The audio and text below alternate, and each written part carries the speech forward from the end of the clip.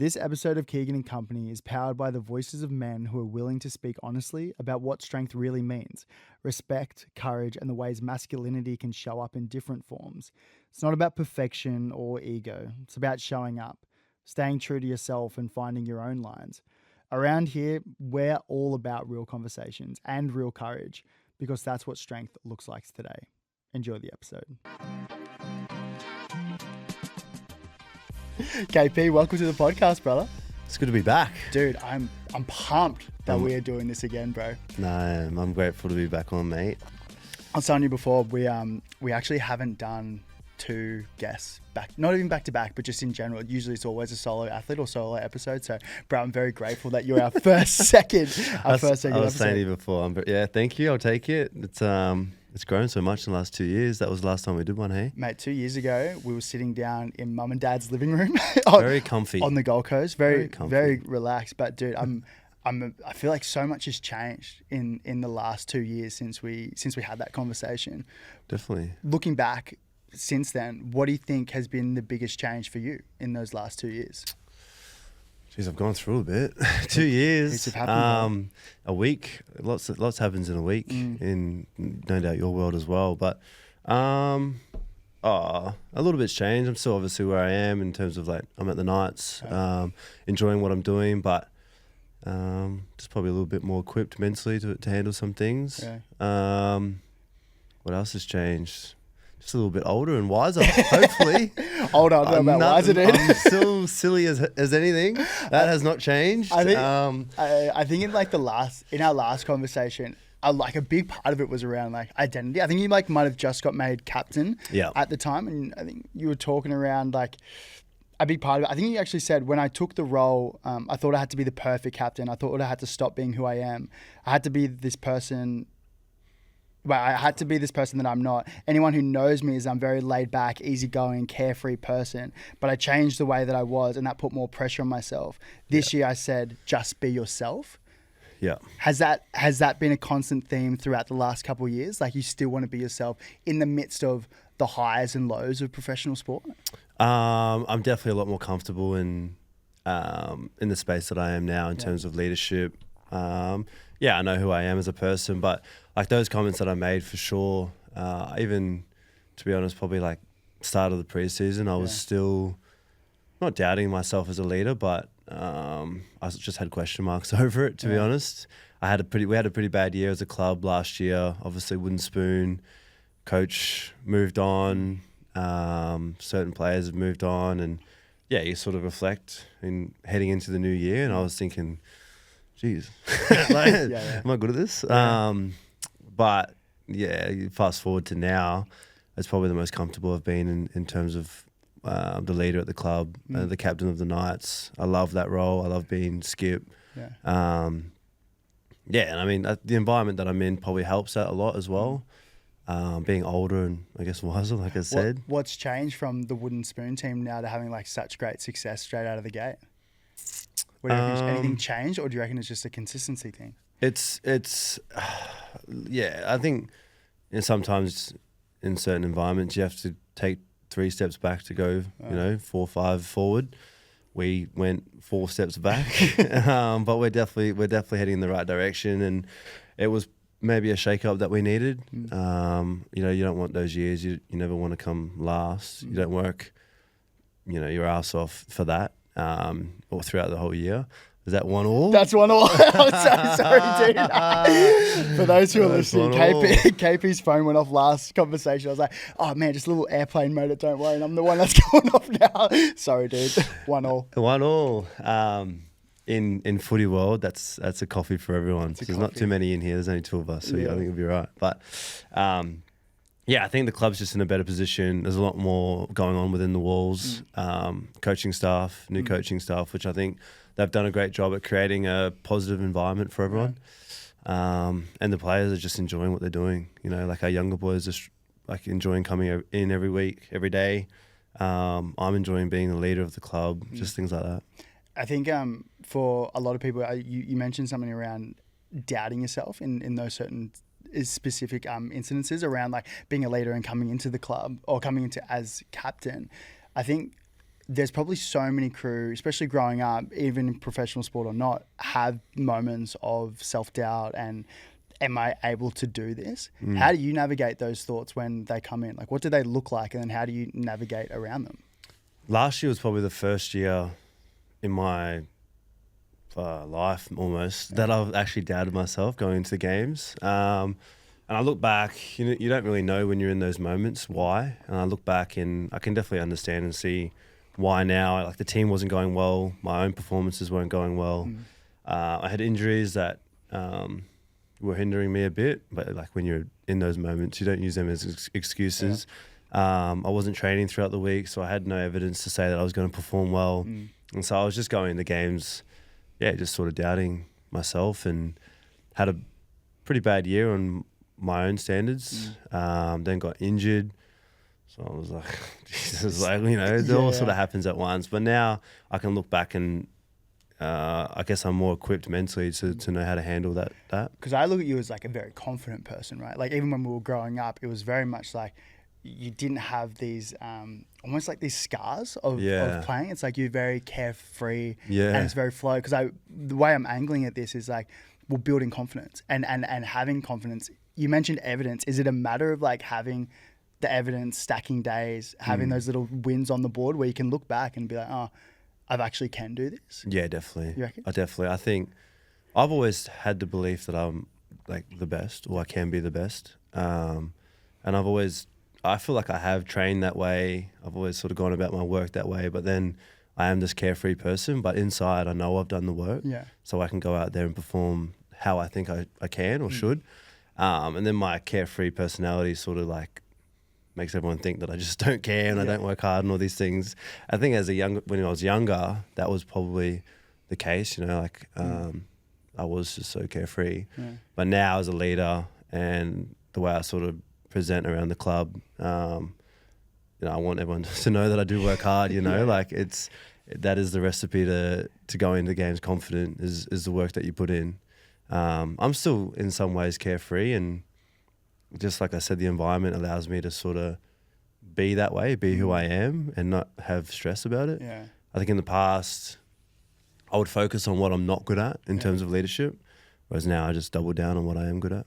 So instead of like looking at the things you need to work on, it's almost like doubling down on your strengths? Yeah, definitely. Dude, I love that, bro. Well, people used to ask me like, what's your strength as a leader? I'd get nervous. I'd get nervous and be like, why?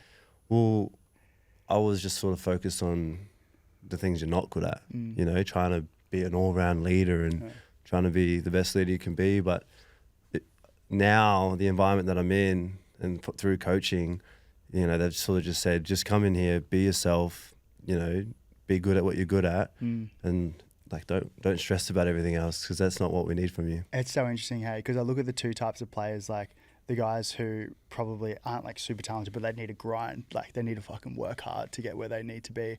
But then also the other side of the coin, where you look at probably guys like yourself, where a lot of this stuff comes really naturally. Well, it seems to come naturally at the start, then obviously with time, the hard work comes in. But I always wondered, I was like, I wonder if these guys are so talented and everything's come naturally to them is because there is that essence of carefree and not laid back, because it's not that. There has to be hard work that comes with it. I don't think you can get to the NRL without playing that, especially to Origin and playing for your country. But I was like, I always wonder is like if there's a sense of like being a bit more relaxed in it and not being so 100% tunnel focused, or maybe it's just an individual thing. I don't know. I think it's an individual thing. I look at Dill Brown, who's just come on to our team. Yeah, but he is like chilled one of the greatest, most lax dude. So sick. Makes me stressed. Like, what do you mean? That's what I mean. Like, really? He was my roomie. He's been my roomie. He was in Vegas, and just like everything. He's just relaxed. Like he'll just rock up just before and cruise the ass, walk in. But then you look at the way he competes on the field, how much he cares, the effort he puts in, and like that's the part that like that's what we care about, Sure. I don't care how lax. I don't care if he's walking around bare feet. Like I care about the way he is on the field. It's just like for me growing up, like that's probably what the way they saw me as well. Yeah. For some, I mean, like I said, some coaches used to be like, does this bloke care? I had a couple say that. Yeah. early days, but now obviously I think everyone knows how much I care. Do you feel like you have to, is there a feeling of having to prove it, like prove to people that you actually do care? Or is there kind of is there like an inside confidence that you're like, no, like I know who I am and I know how hard I am working because I actually do care about this thing. Is there like a quiet confidence with it? Or is there some type of feeling of like, I have to show people how much I care about it? Not anymore. No. There probably was a little period, like a couple of years ago, a few years ago. Maybe when I got announced captain, because I was still a kid. Like, I was 23 or 24, 23. That's a coffee. So I feel like that age, I was still very much a kid. Yeah. But now, like I said, everyone at the club knows, I guess, who I am, how I am, how much I care about this club and about the boys and winning and everything that comes with all of that. When you look at your performance on the field, do you see there as like a correlation of what you do off the field? Like before we were talking about golf and how much you love golf. Yeah. Do you see a correlation? Like when you're happy off the field, you have high performance on the field? This is probably, I mean, I've been happier, but in terms of where I am now, I'm super happy. Dude, brother, you look like you're thriving right now. I'm you come in, you're glowing. I was like, dude, I'm super happy. Very grateful for everything that's around me at the moment. I got my family, where I'm living, my friends, and it probably does go hand in hand with how we're performing as well. Yeah. Obviously, I do. Yeah, there is a correlation for sure. I think I learned that last time we spoke. I spoke about the mental coach that I had on, and I've just got him back on board. Oh, really? Yeah. Why'd you bring him back on board? I think end of 24 season, I got injured to start the season, and then I came back and I would say playing pretty well. Last year I would say mentally one of my worst years. So when you're drowning, you look for help. So then I thought I'd get him back on board, and he's been a refresher for me. What helps having a mental coach, a mental skills coach? Just for me, it's about obviously the space to talk about the things I'm thinking and feeling, and having someone that's neutral and not a best mate or a teammate or a coach or my dad or anything like that. It's just like a neutral sort of voice. But then him just explaining my emotions and what I'm feeling, and it could be anything. It could be a performance thing. I'm having these thoughts heading into the game. We're pretty, I've only played 2 games, but we're pretty structured, I guess, in how we do it. He's also pretty flexible with me as well. He knows what I'm like. Sure. I'm pretty I bad get it, man. I'm pretty bad at replying and stuff like that. So he's really good, but I think he just understands how I operate. Yeah. But like those things, if I have a thought, I can just send him a voice message, and he sort of just relieves all that pressure, I guess, which is awesome. You mentioned last year when those negative thoughts pop up. What do those negative thoughts look like for you? And then how did you actually overcome them? Was it through your skills coach, or what does that look like? I had him for a little while. Is it around? Is it like performance? It's all performance. Sure. Yeah, it was all performance for me. I actually just thought because I had my foot injury, and it's crazy. And I actually was thinking, have I slowed down? Am I actually am I bad at this sport? I wasn't playing good footy. Just going into games doubtful. I had a lot going on, I guess, in the background, and we weren't winning as a team and all those sort of things. And I just wasn't really too happy. Wasn't really too happy. Like, how you sort of speak about me being happy and cheerful. Like, I wasn't really like that week to week. And then I got injured, so that kind of a start. I did get Jared on board. Started talking to him a little bit more about things, and just the way he framed my mentality going into games was awesome. Sort of stripped it back to just be a kid out there, go and have fun. Envision yourself being that kid that just enjoys playing footy, and took the pressure off. I played a couple games, all right, and then I got injured. Yeah. So that kind of, and then once you're injured, there's no real mental performance, you know. I think it's so interesting, grinding. Like no matter how much like success or how like proficient we are in like a certain sport or a certain like bit of life, and then how our like mind can play tricks on us to think, oh, am I actually really good? Am I not good at this thing anymore? Like it's fucking I've crazy. done it for 27 years. How long have you been playing professional footy for? Yeah, like but 10, then you know what I mean? 10 years. It's the exact thing, and like copy and paste that scenario into anything of what anyone's going through, whether it's like business or life or relationship or being a parent. I'm sure that would be a huge one where it's like, am I actually doing this right? Well, you've got so many runs on the board, but our mind can play tricks on us. And I think there was like a little part in it where you simplified it all. Dude, I love that. I reckon the biggest thing that I've found recently, probably in the last maybe 6 months, a year, is that when life gets really hard, like probably just really busy trying to simplify it. I feel like this last like maybe 3 months, 4 months has been crazy in terms of like baby coming. Yeah, you got a bit going on. Stepping into the podcast. Some exciting things going on there. It's so exciting, but equally stressful, to be honest.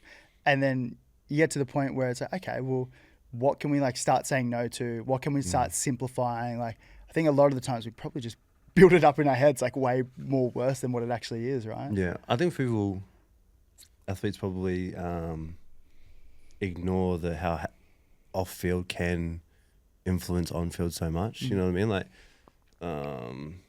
you get so consumed by your performance and training and footy. You're thinking about it all the time. You're almost thinking about it too much. You're putting pressure on yourself. I think when I was younger, I think I might have spoke about this last time. When I was younger, that came so natural to me. Almost not caring about footy. Days off, photography, mates, beach, whatever. Those were my days off. And as you get older, I think you start to care a little bit more. You understand how much it means to so many people. You're invested. Your days off start to get consumed by it. But now it's like, no, like when I'm there, I'm there. I'm working as hard as I can. But when I'm not there, just like think about something else. Go and do something else. And it definitely goes hand in hand. You know, it's definitely the recipe for me. I can definitely see like athletes ruminating on certain injuries or topics like, maybe like I was gonna say maybe more than the average person, but probably just as much. Like I feel like I mean, athletes are just people at the end of the day. Well, they are. That's 100%. What Jared. You know, that's the first thing we worked on when he come on board. Was like, I am a person first. You know, and obviously, you know, rugby league is a huge part of who I am, but it's not like I am rugby league. You know, like I do enjoy other things as well.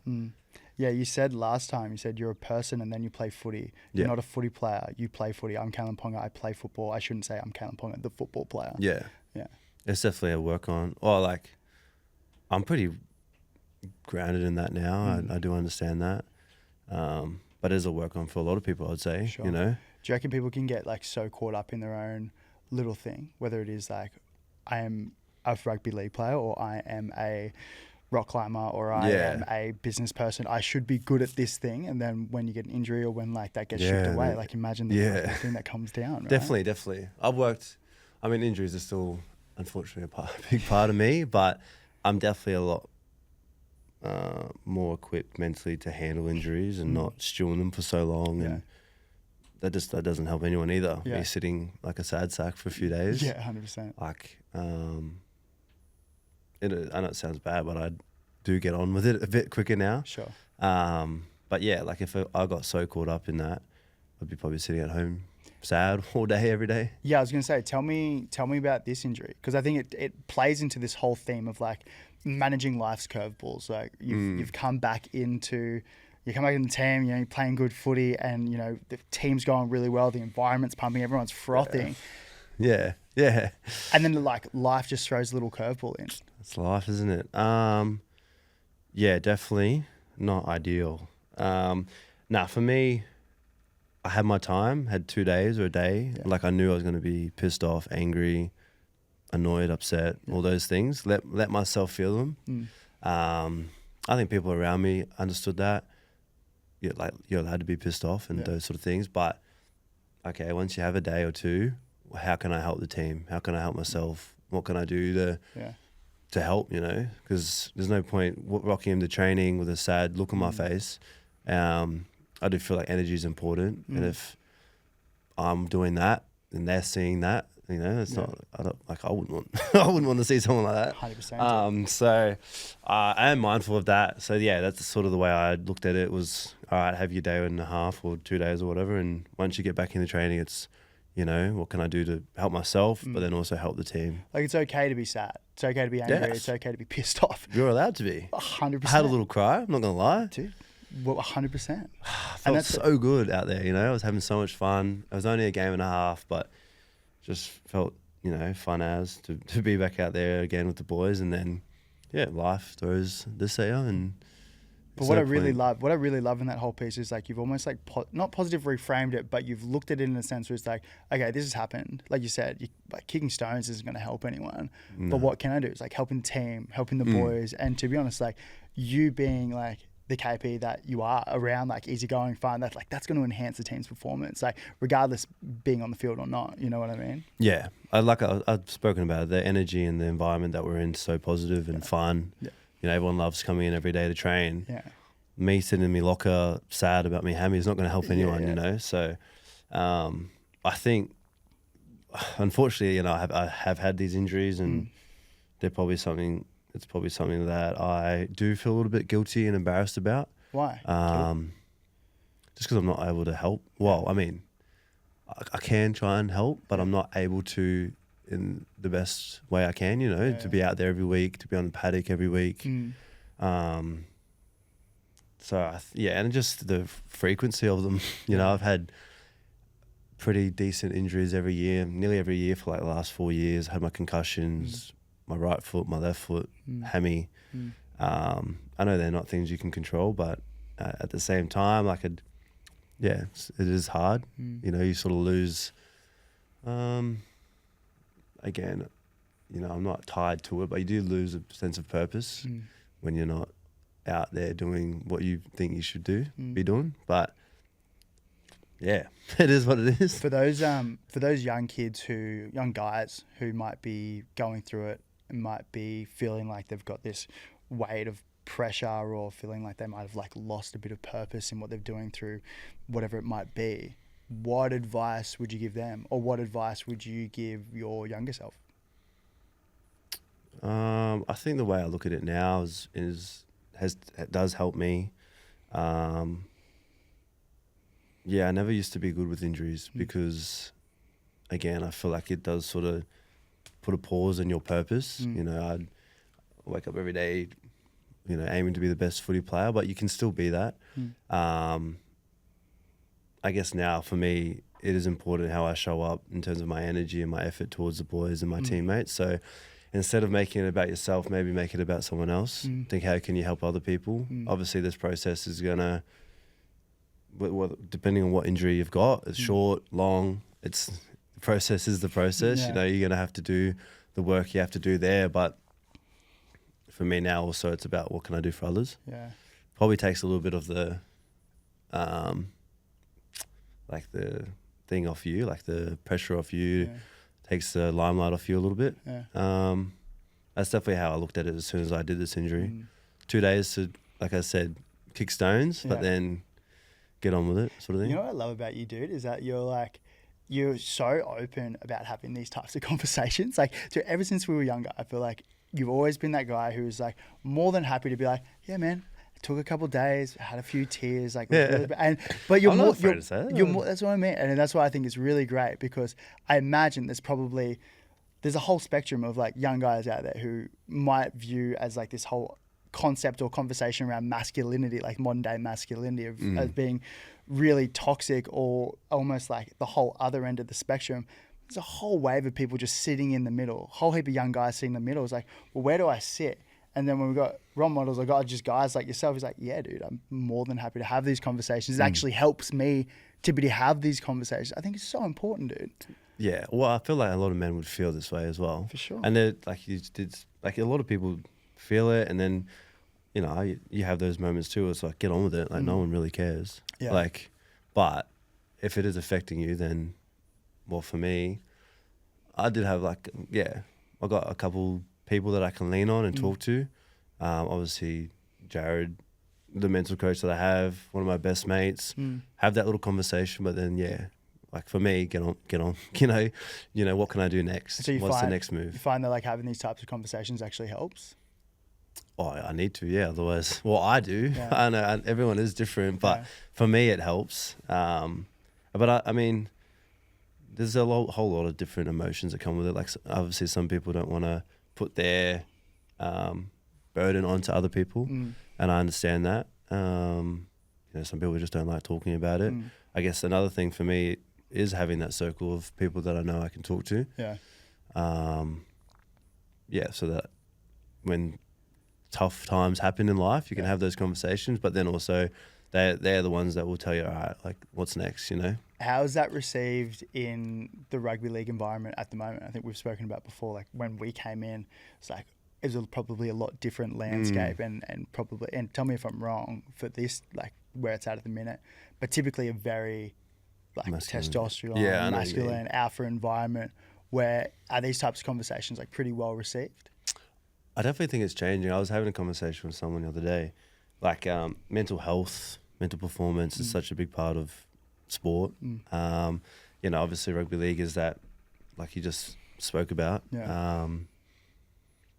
But I think, these conversations people understand. Like when you get injured, people understand. There's going to be struggles that come with it. The boys are pretty good, but then again, like, let's not kick stones, If they saw me kicking stones for too long, they'd be like, all right, come on now. Like, let's get going. But I've got a good relationship with a lot of the boys in the team. You don't want to see anyone injured, like anyone, any player in the comp. But I think these conversations are definitely better than what they would have been back in the day, for sure. Dude, I remember when I got into the Bronx system as like a 17, 18-year-old guy. I remember I tore my hamstring like 5 times in 1 year. And I was so sad because if it was a ACL or something, I would have been like, okay, I've got 12 months, I need to recover. But the hamstring, as you know, it's just a roller coaster, dude. And I kept tearing it. And then I remember Josh McGuire was just like, mate, if you're a horse, we'd shoot you. Like Wayne's just looking for a reason to get rid of you. And I was just like this 18-year-old kid fucking crying. Like I had no idea what to do. No. I remember bringing Chalk. That's what it was though, mate. That's how it was, especially dude. Older to younger back in the day. It had to like be hierarchy almost. Yeah, is that still a thing now? Nah. Kids are way too confident these days. Hey? Kids are different these days. Yeah, you reckon? Yeah, I don't know if it's the game. I think it is the game. Just the game's a lot more professional. Yeah. Like kids aren't kids. Bro. These like 18, 19, 20, 21-year-olds, they're like elite, really. Yeah. Like some of the boys that we had training with us in the preseason were so good. Yeah. And then they go back to their age group, obviously. But I wonder if that's just like the junior development system are just putting so much time and effort into these kids, or these kids they've just got something else. I don't know. A bit of both. Yeah. Yeah, a bit of both for sure. I think the way the NRL is now, I know you're not in the loop. I got to get better, man. Yeah, but like homegrown development is so important because there's more teams, less talent. Yeah. You definitely have to like nurture your own talent coming through. Sure. But we've got some awesome kids coming through, and I don't know if they're doing like mental performance work, but just how focused and tuned into it they are, and less silly than what I was. Probably you and me both together, brother. You know. But I swear they've got to be doing something, or maybe they're just like more cluey on how hard it actually is to get into professional sports. So any kind of little 1% or any kind of little edge, they're just going for, right? Yeah. Has to. Yeah, we've got some good kids coming through for sure. Mate, tell me about the, what's it called? You elect to play for New Zealand this year. That's part of the rugby league status that I'm actually leaning into a little bit more. Yeah, I saw it. Well, I saw the rule change. Tell me more about new things are happening. I think it's a smart move from Volandis and the NRL, like to strengthen. Well, I think it's a smart move, but to strengthen the Origin arena and then strengthen the international arena is only going to be a good thing for the game. Yeah. There's no real tier 1, tier 2 nations anymore. So what was it? If you had played for a tier 1 or tier 2 nation outside of Australia, you couldn't play Origin? Tier 1 nations, you couldn't play Origin. Sure. So tier 2, technically was like Samoa, Tonga. Yeah. But they're not. You know, they're they're They're already now. stacked. They're stacked. Yeah. So, yeah, you know, like people that played for Samoa could play Origin. Yeah. But if you were a Kiwi, you couldn't play for the Kiwis if you had already played Origin. So Sure. it's changed. Very fortunate that rules changed, and you know, I was able to change to wanting to play for the Kiwis. What initiated that thought? Why do you want to change? I think as I've gotten older, I've come to, well, I understand my culture a lot more. I understand where I come from, who I represent. I think a big driving factor was like it's my mum and dad, and my sister. Mostly my dad and my sister. My old man, he's definitely dived into it the last few years. My sister went back to New Zealand last year and spent a year doing schooling, connecting to the culture, and it definitely inspired me. How so? Just the growth that I seen in her, and how comfortable and like what a, I guess, sense of belonging did for her. Like she is a little Māori kid, and she just loved it. Yeah. And seeing that, obviously my dad, and just understanding who I am a lot more over the years, being a part of Māori camps. Just that sense of belonging. Like when I go into those camps, when I was younger, 2019 was my first one, and to be honest, I was nervous as like, Why? and almost just because I'm pretty white, like, you know, but I was young, went into that camp, didn't know anyone. I was pretty fresh on the scene in terms of NRL. Didn't know much about my family, my culture. Was still like excited to be in there, and then the camp since, like every time I go in there, I'm like, I can't wait. You know, Is it very much as like almost like an educational piece It for is, yourself, definitely. and everyone's involved in it? It's definitely educational, for everyone, but definitely for me. But yeah, just that sense of belonging when you're in there is awesome. You can't replicate that. And then, I just sort of felt like, I know it sounds bad, but I don't want to wear the Australian jersey. You know, I want to represent myself, like my family, and wear the Kiwi jersey. So, that was, always going to sort of be the case. It's more been the last few years though. You know, I mean, Origin for me means so much to me. Well, I grew up in Queensland, you know, I spent a lot of time here. Just that arena, that environment, how elite, what it means to a lot of people as well. But like I said, as you get older, I definitely feel a lot more connected to my culture. And so now having the ability to represent both, you know, obviously if I play well, play good footy, I think that's the main thing too. Like the news sort of broke and everyone was like hyped about it, but at the end of the day, I have to perform well this year to even be considered in both teams. But yeah, it's an awesome opportunity. I wonder why, as we get older, all this like almost nostalgic sense of belonging comes into us and actually means way more to us. I always wonder that, because obviously, like you mentioned, like we're getting a little bit older. Me and you both, like, and now it's getting to that stage where it's like, nah, this being a part of something bigger than myself and being a part, I mean, really belonging to like a tribe or like this culture, like your culture, means so much. I feel like I wonder what it is about getting older and that evokes this like nostalgic piece in us. I know what you mean. Because you know, when you're younger, you're kind of just not going through the motions, but you're like, oh, this is what I want to do. Like, you got these aspirations, like especially like even now, I'm getting 29 now.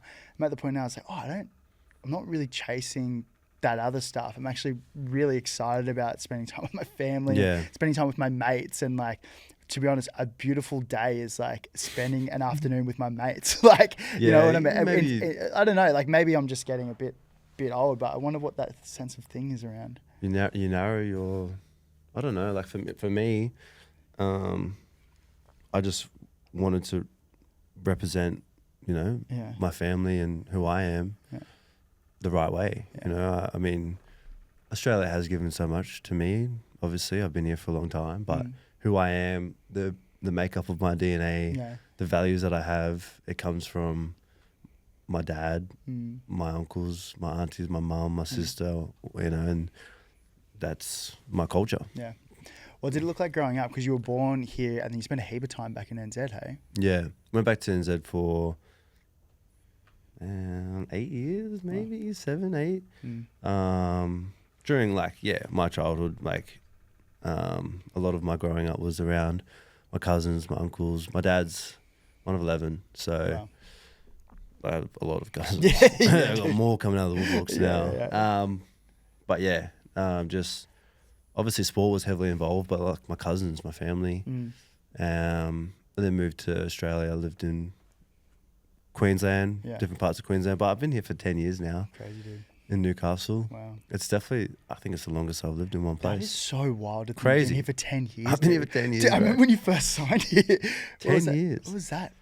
27. My first season here was 2018, so I would have signed in 2016. Wow. Played Dude. 2017 up there. Wow. Because I signed a year out and then moved and done pre-season 2017. Played. That's a long time ago, man. That's so wild. You're I turned 28 2 days ago. Oh, happy birthday, dude. Thank you. 28. 28, bro. Mate, how wild how things have changed in like the last 10, 15, 20 years, bro. 10 years. Remember when you were a billet coming to stand at our place when we were like 13, 14, dude? Yeah. Yeah. It's like I said, like 28, as you get older, you appreciate things a lot more. Yeah. You're grateful for a lot more. You understand a lot more. Sure. So I think, I'm definitely, I love where I am, you know, and what I'm doing. Zooming out, like over this last 10, 15 year period, what do you think's been the biggest learning in that time? Jeez. It goes so fast, doesn't it? It honestly flashes by. I think about it a fair bit. I've been here for 10 years. What's my biggest learning? I think one thing I do focus on a lot now is just being present, being where I am. I am very happy at the moment and where I am and what I'm doing and the position that I'm in, the role that I'm in. Yeah. I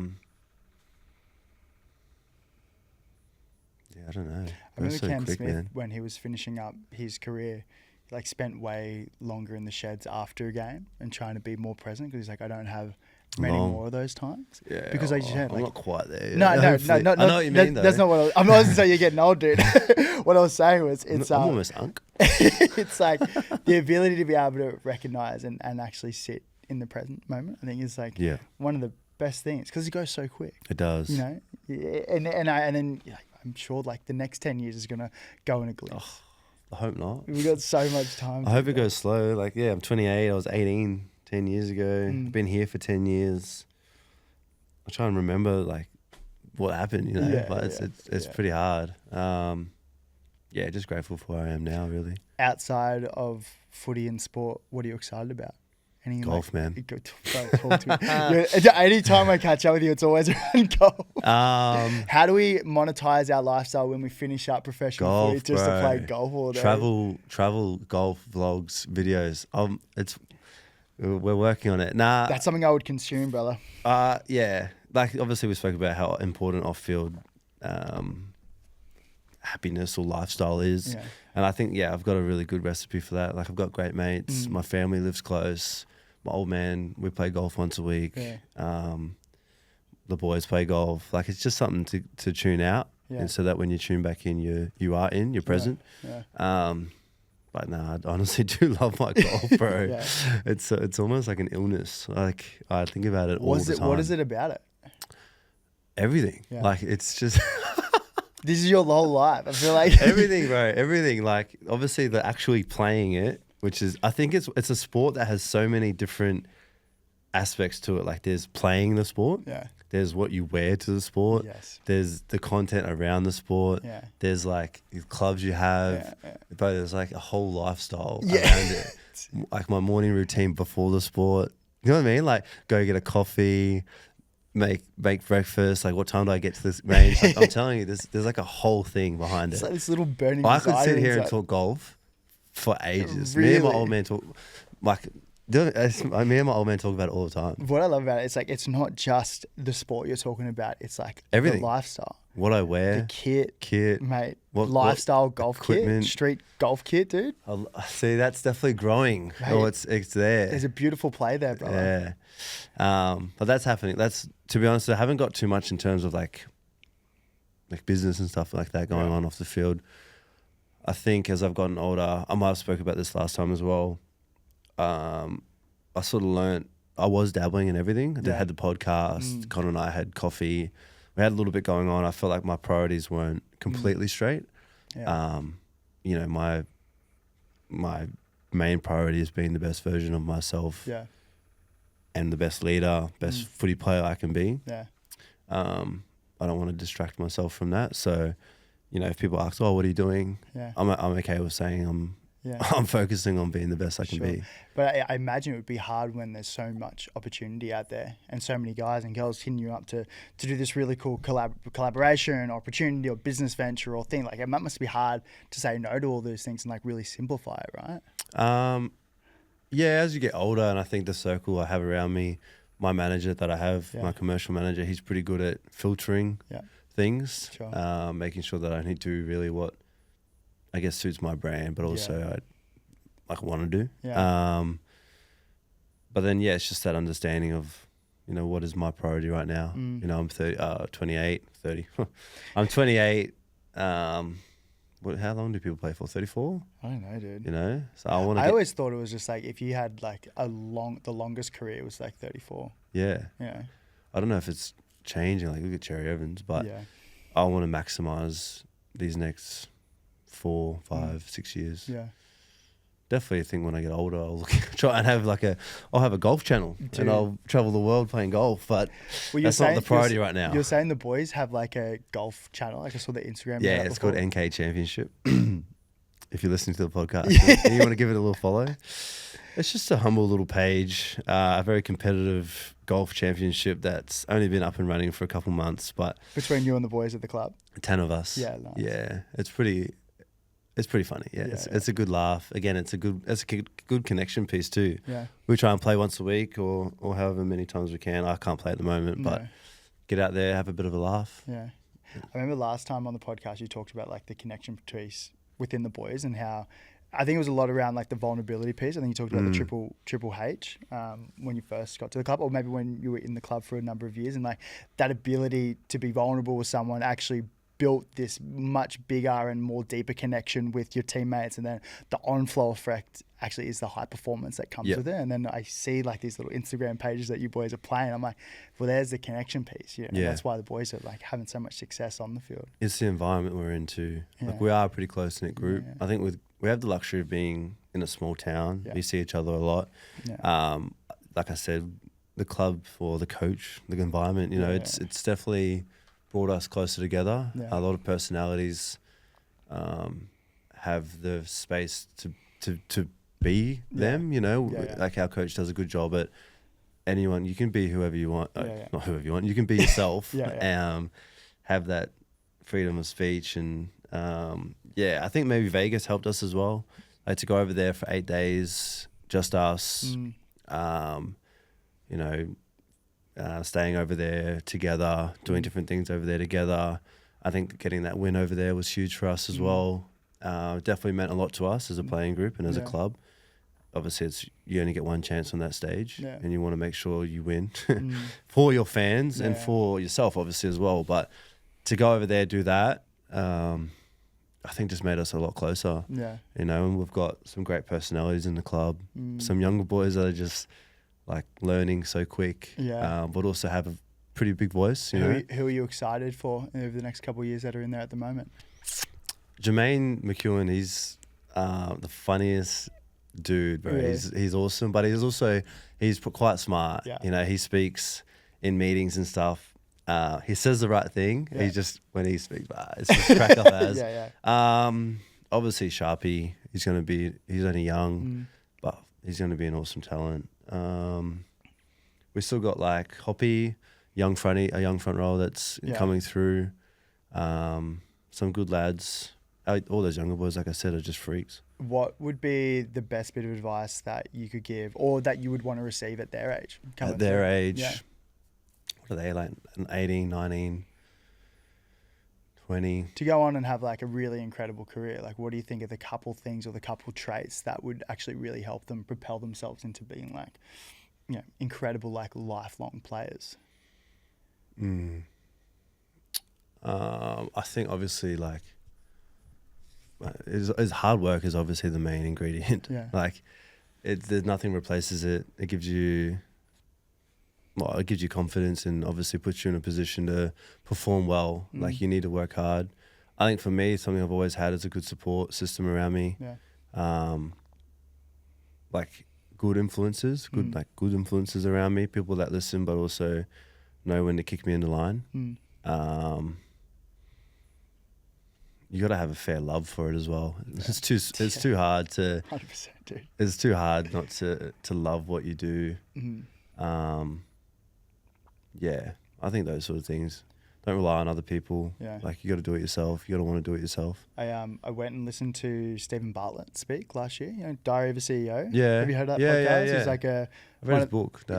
Incredible. 12 Lessons of Life, whatever the book is called. Yeah. But essentially, his keynote was almost like a copy and paste of the book. What he was talking about, all the themes that emerged, and he was talking about like longevity in a career, or almost like having like passion in a career. Yeah. And he said, if you were to when you're in this environment, you kind of want to be in a space where you're in like a mid-tide. You don't want to be like thrown in the deep end where you don't know what's going on and it's really overwhelming and anxious, but you also don't want to be too far in the shallow end where everything's just so easy and you get bored. You want to be partly challenged, partly not.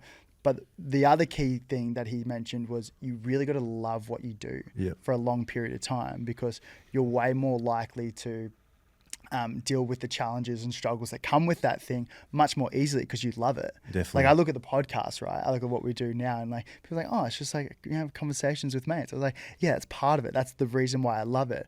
But there's so many other little things like financial stresses and getting the right partners on board that align with you, and then getting the right space and all that, and then navigating like life around that. It's this whole thing. But I love what I do so much that all those other little things just seem like just part of the process. You love the bad things as well. 100%. Like I love the good things. Yeah. But I can't sit here and be like, oh, I hate the bad things. Like you got to love, but that comes with time and growing up and stuff like that. Like I love almost like you love the pressure. You love like the hard work that it takes. You've got to love all that as well as the good things. 100%. I think, my old man, he definitely made me a very passionate person. Like he always used to drill into me when I was younger, like, son, I don't care what you do. You could play marbles, you could play cards, but if you give it 110% and you love it, I'll support you. I love that, dude. Shout out Andre. What a legend. What a guy, man. What a guy. That humility was obviously a big one for me.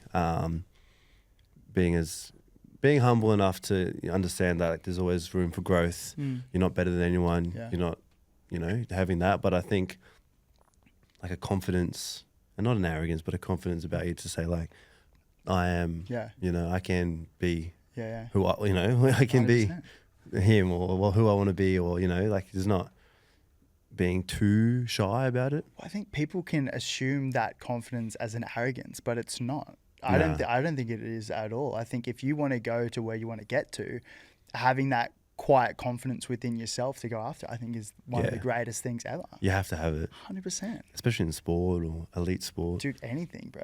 You definitely have to have it. But yeah, those two things, my old man, definitely, like other things as well, but those two things definitely shine through. And to be honest, like even going through like those hardships of a loss of game or an injury probably make the highs even higher and more fulfilling because you've gone through all the shit in the last 10 years. Like that's why I was enjoying it so much. Yeah. Like one in Vegas, I only played like 20 something minutes against Manly, but I just felt so good. Yeah. Boom, hammy. But then, like I said, there's no point sitting there and just kicking stones. You got what's on, like what can I do next? So, but that's what I mean. It's the growth, I guess, that I've had. Do you believe like everything happens for a reason? You a bit of a spiritual guy? delved. I delve. Am I a spiritual? I do believe that. Yeah. I do. I also like. There's footy gods in that, but like, what have I done to them? You know what I mean? Like, give me a break now. Yeah. People. This is one of the conversations I had was like when I did my hemi. I was like, okay, I get it. You get injured. You know, mentally tough. All right, mentally resilient. You know, bruh. I've done it. You know, like, what more do you want me to do? I've had my time here, footy gods. Leave me alone now. What have I done? Yeah. So, but yeah, I do think everything happens for a reason. Yes. Yeah. Not sure what the reasoning is here, but. Well, maybe it'll come to you in a moment where you least expect it, brother. Maybe they wanted me to just be here to get there. Maybe your next step is even bigger than what you can imagine right now. And this little hiccup, speed bump, is putting you in that position to be able to do that. I definitely had those thoughts as like, okay, footy gods, I've done my time, I think. Yeah. You know, the injuries are, they are what they are. They're just what it is, like you say, everything's meant to be. Yeah. What does it look like for the end of the year? Like, it's a 6 to 8 week injury. Imagine it's just a matter of like building capacity, building back into it, and then hopefully end of the year. Because flying at the end of the year, yeah. That's probably a goal, right? Yeah. Well, it's a 6 to 8 week injury. Yeah. I'm tracking all right. Yeah. I'm tracking, you know, it is definitely that 6 to 8. Yeah. You know, if I'm good at 6, I'm good at 6. If I'm not, I won't be happy. But, and then, to be honest, come back and, play some good footy, hopefully, and be back around the boys, fly into the back end of the year. You know, I'm hoping during this period we can keep winning so that when I get back, you know, sort of just hopefully slide back in and try and get some momentum going. But it's a long season, 27 rounds, I think it is, plus finals and everything that's going on. So, you know, when you do the injury, you look forward and you go, fudge, I'm going to miss however long. But in the scheme of things, it's not going to be too bad, hopefully. And I imagine like you roll into the back of the year, you have a great back of the season, and then hopefully get ready for New Zealand, right? Ideally, that would be the goal. That'd be a dream scenario. Dream. Yeah, dream that I didn't think would be able to happen. So, like I said, you've got to earn everything, you know, Origin or in international jerseys. So hopefully I can play some good footy and put myself in the mix for that for sure. What do you think the feeling would be like playing for Kiwis? Oh, I'd be proud as. Cool. I'd be so proud. I know when I run out for the Maldives and I do the haka. Yeah. Just the camp, everything, you know, it would be an unreal feeling. I think my old man would be super proud. Really? I think he's a bit of a crier. I think he might cry.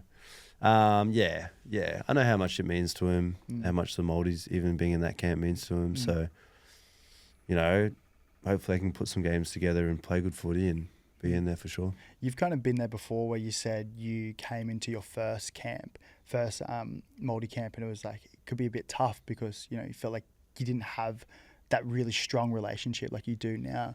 Do you think there are other guys and girls who've been in a similar position where they might have grown up in Australia who were going through a similar type of scenario? In terms of like feeling cultural belonging? Feeling like really connected to their culture, or feeling like, you know, you mentioned like, like really fair skin, like like a feeling of not probably belonging. I think when I was like I said, when I was younger, I was like, I don't know, I just felt not embarrassed, but I was definitely the white kid, you know, like, and I grew up in Australia from New Zealand, didn't have a very strong connection to my culture. But one thing that I have learned being back in Māori camps and everything is, like, as long as you care and you want to learn and you want to connect, that's all that matters. You know, it doesn't matter what level of understanding you have towards your culture, as long as you're open to it. I think the Indigenous culture is a good example of that. Obviously those camps are very, they've been in Australia, the ones that I've been through. So it has been quite heavily focused on the Indigenous, and like that's a big part of their culture is learning it, you know. I was talking to Ryan James when he was on the podcast, like maybe a year or 2 years ago, probably just after yours actually, and he was saying how he went into probably one of your camps and how just outwardly proud everyone is, and he's like, man, he's like, to be honest, it was so infectious being in there. It was almost just like, I wanted to take that back to our camps. Obviously they had their camps and it's different and it's unique, but he's like, man, it was just so impressive seeing that. It must be so cool to be in something like that. I've sort of seen it with Bradman Best. He only learned that he was Indigenous. It might have been 2 years ago. Really? Yeah, I think. How did he find out? Through, I don't know, connections Sure. that he knows. Yeah. I think one of his grandparents didn't really speak about it or something. Yeah. And then just like, how proud he is now, that's sort of what I learned going into these Māori camps is like, you might not know much, but as long as you're open to connecting and learning about your culture, that's all that matters. I think it's such a both beautiful cultures. My partner, she's Indigenous. She's 25% Indigenous. I don't know what the correct terminology is in terms of that, but she's Indigenous. And so from my point of view now, it's like, okay, well, we're welcoming a beautiful little girl into this world. I was like, how do we incorporate Indigenous culture into our world? Whether it's, and to be honest, I'm not sure. Like, I'm so ignorant to this, but I'm like you said, I'm interested and I'm keen to learn about that because I wanted to expose her to it. Em doesn't have like a really strong relationship to it because she's never really been a part of her family. It's not her fault. It's just part of her life. But I was like, I would love to somehow incorporate it. And I guess I am very privileged where I've got so many mates who have been in this space for so long. So leaning on them, I think would be really cool. Yeah. That's definitely one thing I learned growing up. Yeah. Which is obviously why if I get the opportunity to play for the Kiwis, it'd be an awesome moment for myself and my family. Be such a vibe, dude. Yeah, it would be pretty fun. And I'm pretty fortunate now. I get to play with Dill Brown, who's obviously in that camp. Phoenix, who's just come out of that camp. Another example of, he's probably I think he's grown up his whole in Newcastle. Yeah. He looks like a Australian surfer. Yeah. And he go into that camp, and the confidence. The pride that he got out of that camp, he's just brought back to us, cool, so it's, it's an awesome opportunity if it happens. Yeah, it's cool for that. And it's also cool to see how Dill has just like settled into the team so well. I had a lot of time for Dill. He was, when I first went to Para, him, Ray Stone and Sean Lane were like the first three guys that like took me out for a beer. Like first night I got there, it was so nice. So you got so much time for Dill. It's just a nice guy. He's a dude, eh? Yeah. So I love him so much. Yeah. What kind of what is he bringing to the side in terms of just like just in general? Yeah. Man, I love him so much. Yeah. He's awesome. He's obviously, like I said, that laid back, casual guy. Yeah. Funny. Everyone loves him. Nice, respectful. It's a hard guy to hate, eh? Man, he's a hard guy to hate. Good looking, humble. Yeah. But then, he competes. Yeah. He's elite. Yeah. Like he is elite. That's something you can't replace, really. Like he's brought that to our environment, definitely. The standards on the field, just everything. Like I'm so grateful that he signed that 10-year contract, bro. Settle in, man. Oh, I'm so grateful. Settle and in. he's just like he's just awesome to have around. Right, you can like copy and paste that into life as well. Hey, like putting like really beautiful, awesome people like in your little circles just makes a difference. It honestly lifts everyone over. Yeah. Like he's injured with me at the moment. Yeah. He's coming back from his MCL. I was gonna say, what's he like? Yeah, he's out with the MCL 4 to 6. Yeah, okay. So he should be back, potentially 4 weeks before me. Dude, imagine if you guys come back at the same time.